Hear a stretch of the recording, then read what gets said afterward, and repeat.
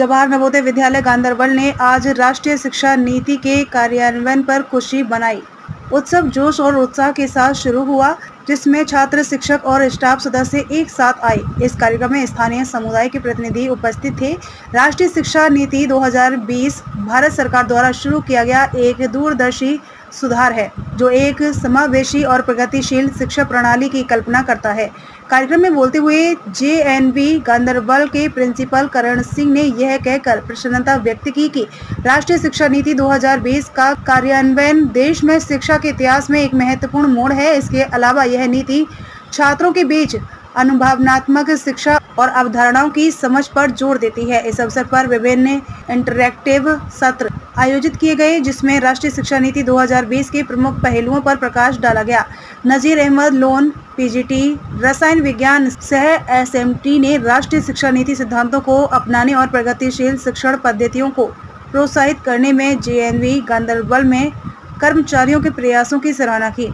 Farooq Ahmad Malik TGT SST ने राष्ट्रीय शिक्षा नीति 2020 के प्रबुद्ध प्रभाव पर प्रकाश डाला।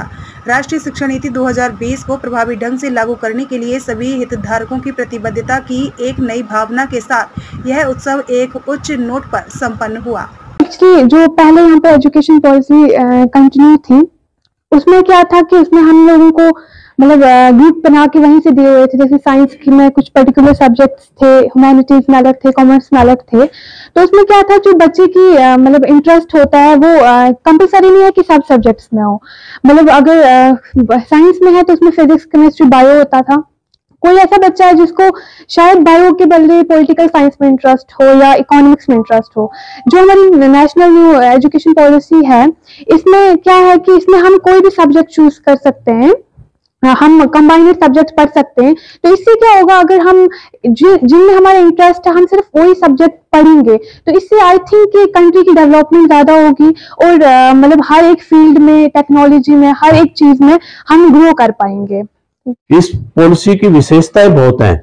जो पुरानी जो 1986 में जो नीति बनी थी, उसके अंदर कुछ खामियां थी जो 21 सेंचुरी के स्टूडेंट को अच्छा देने के लिए इन्होंने सबसे पहले तो रुचि पर आधारित इंटरेस्ट, छात्रों का इंटरेस्ट देखा कि एक बच्चा जो है फिजिक्स तो पढ़ना चाहता है, लेकिन उससे केमिस्ट्री और मैथ ठीक सब्जेक्ट उसको नहीं लगते हैं, तो उसके पढ़ने नहीं दिया जाता था। लेकिन इस पॉलिसी के अंदर ये विशेषता है कि वो ज्योग्राफी पढ़ सकता है, फिजिक्स भी पढ़ सकता है, और साथ में अगर उसका इंटरेस्ट है, म्यूजिक में है, आर्ट्स में है, तो या फिर दूसरे जो सब्जेक्ट चाहे ज्योग्राफी में है, तो उसके साथ वो ले सकता है। यानी बच्चे का अपना चुनाव है।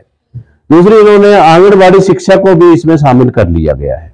नहीं तो आंगनबाड़ी में केवल यही था कि बच्चे का खाना पीना और खेलने तक सीमित था, लेकिन इन्होंने उसको भी शिक्षा के अंदर सम्मिलित किया है। तो ये एक बहुत अच्छा इनका कदम है। नेशनल एजुकेशन पॉलिसी के जो 3 वर्ष पूरे होने जा रहे हैं, इसको बड़ा धूमधाम से मनाया जाए और पूरे भारतवर्ष में नवोदय विद्यालय नहीं, केंद्रीय विद्यालय और दूसरे CBSE से एफिलिएटेड जितने विद्यालय हैं, सभी में ये इस तरह के प्रोग्राम किए जा रहे हैं। सरकार की ओर से एक बहुत ही अच्छा कदम है।